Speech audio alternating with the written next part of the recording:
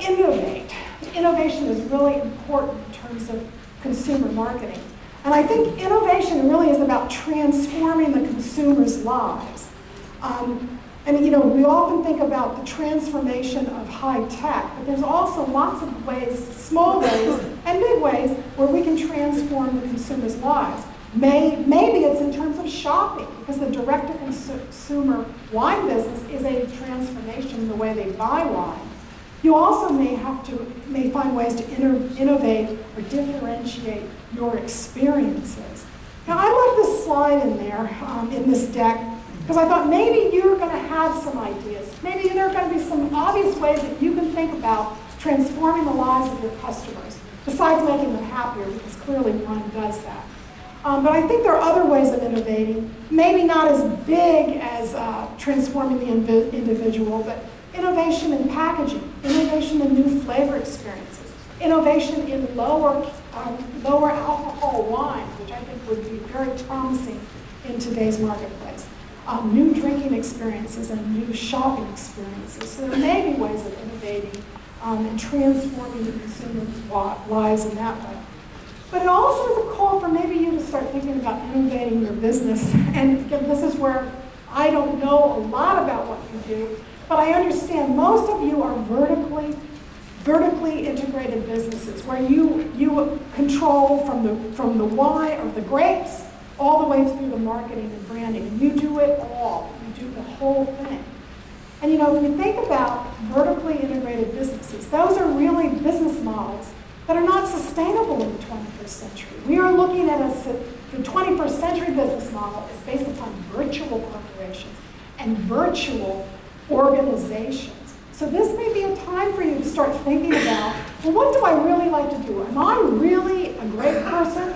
Or am I really a venture? Or am I really a marketing person? And it might be that three of you could come together and create a virtual organization where you can excel at the one thing that you excel at.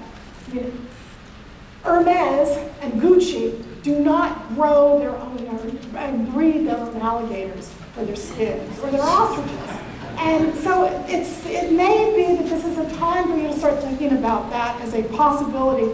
And it's better to be good, really excel at certain things and specialize in those areas.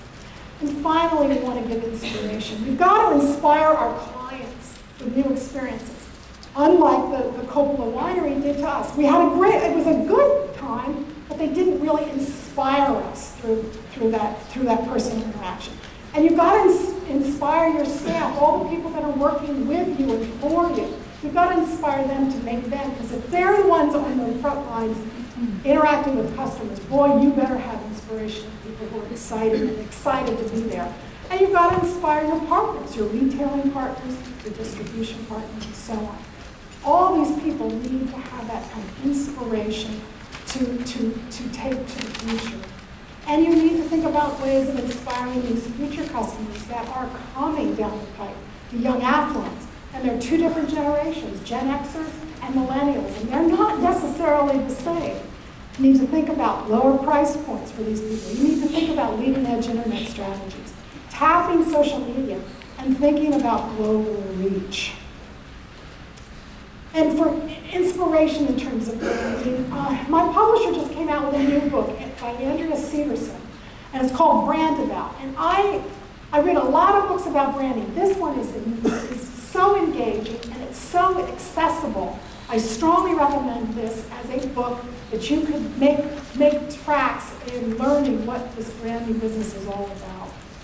And so I want to close with some final ideas of how to integrate, and how to inspire you as ventures and wineries. You want to attract, build, and connect with young athletes. And you really need to keep your eye on them. At the same time, you need to attract customers and consumers who really understand and resonate with your story. You want to embrace change.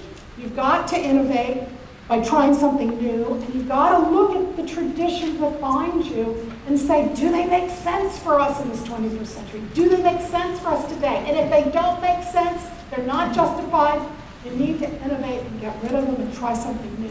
You need to be creative. You need to explore. You need to find new hooks and new stories and new ways to build buzz around your brand and inspire your customers. You need to bone up on branding, not about your product, but about you and your vineyard. Tell that story. And you really need to search for value.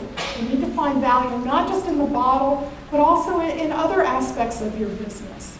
And some closing thoughts. This is from a university professor at the University of Michigan, Christopher Peterson. He says, if you never venture outside the box, you will probably not be creative.